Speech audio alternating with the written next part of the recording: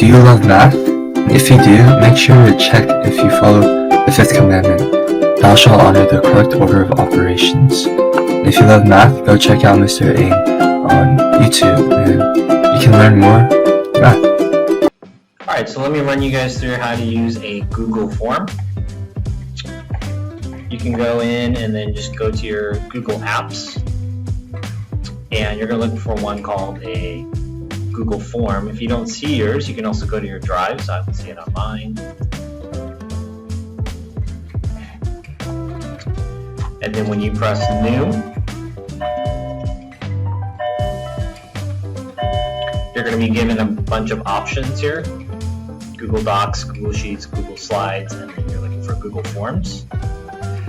Before you click on it, you can also go to a blank form, a quiz, or from a template. Hey, who knows? Let's go to a template. So that's kind of like a help you start it. So again, I went to Drive. They're giving me a couple of things. You can just look through them.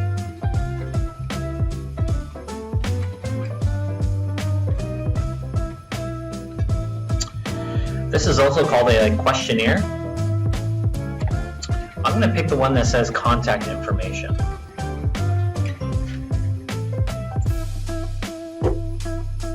And why I'm picking a template is it's easier to erase things than add and then type a bunch of stuff in. So again, I went to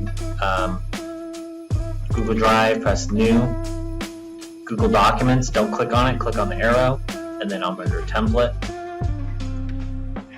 And then you can look for one, I'm clicking on one called contact information.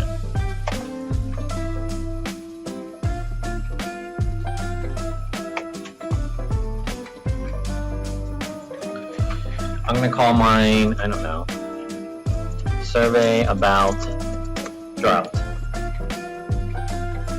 And I want people to write in their names.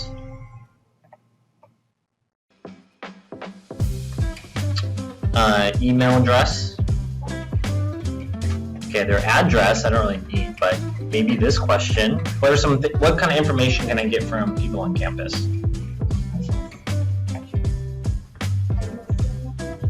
So what class are you in?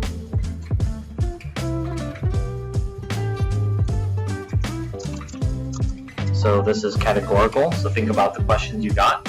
And you can go over here and you can pick a type that you want. So I only want them to respond in one particular place, so that would be a multiple choice.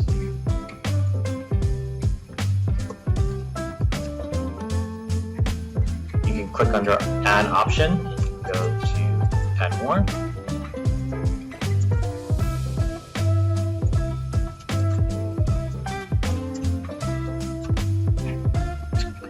Okay, you see the red star? It's a mandatory question, and you're saying it's required down here. You can turn it off, but I want them to answer every question on my survey. Does that make sense? You can add more questions over here on the side by just adding a question. Maybe you want them to watch a short video. I think it has to be a YouTube or a Google Drive link. Okay. So I'm going to ask the question, do you water your lawn? And my choices are yes or no.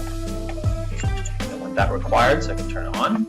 If you want to copy and paste this particular question that's highlighted here in blue, you can just press duplicate, or if you made a mistake, you don't like it, you can erase it. Let's say I want to duplicate that question. Then I can ask a quantitative question. How often do you water your lawn? And let's just say I don't want to give them choices. Let's say I want them to answer it. I press short answer, and then they're going to have to type something. And I might want to give them a hint. So you go to these three dots, and I can add a description. Type a number, such as 0 or 54. Now, what's wrong with my question? If I asked you guys, how often do you water your lawn? The question might be like, are you talking about in a week or a month? Does this make sense? So I might need to be more specific. So we're asking statistical questions. You want to get answers out of people. You want your data to kind of vary. How often do you water your lawn per a week?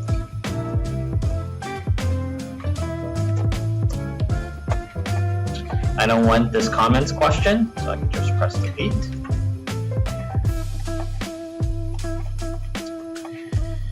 You can come up here and do a bunch of other things, but let's talk about responses.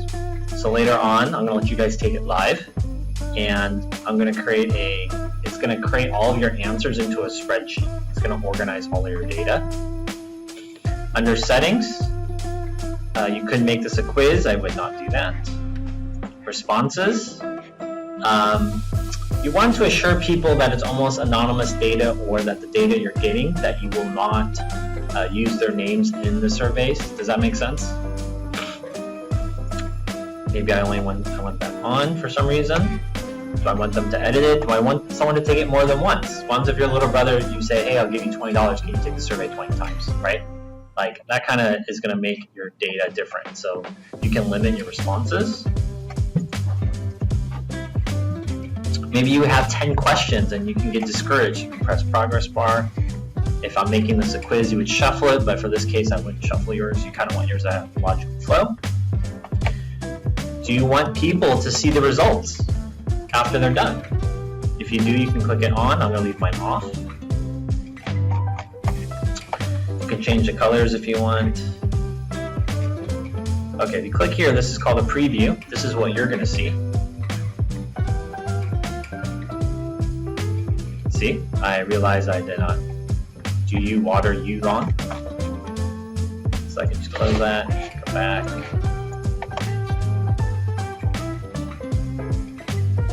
Do you water your lawn? You can click on here by your name or your face. These are all good. Okay, so now you want to send your survey. You have a chance to send it to people by email. You can get a link, which I would recommend, or you can put this embedded into a website. Now, I'm going to show you guys all at once how to do a QR code. Let's say I want people to take this survey right here. This is the address, but if you're in a Chrome browser, you can click the 3 dots. And it should say something like QR code. Let's see. Let's say I right click it. Oh, there it is. I'm just right clicking anywhere on the page. And it says create QR code for this page. I'm going to download it so I have it.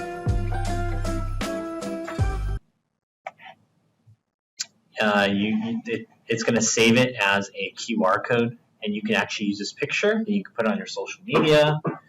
Maybe over the weekend, you're having a family gathering. It's weird to hold out your phone and tell people to scan it. Maybe you print out a piece of paper. Maybe you're standing in front of your first period Spanish class, and you're just having people scan it. Does that make sense? Yeah, 1 and 1 is 2, and 2 is 4. 3 and 3 is 6, so now let's try some more. 4 and 4 is 8, and 5 and 5 is 10. 6 and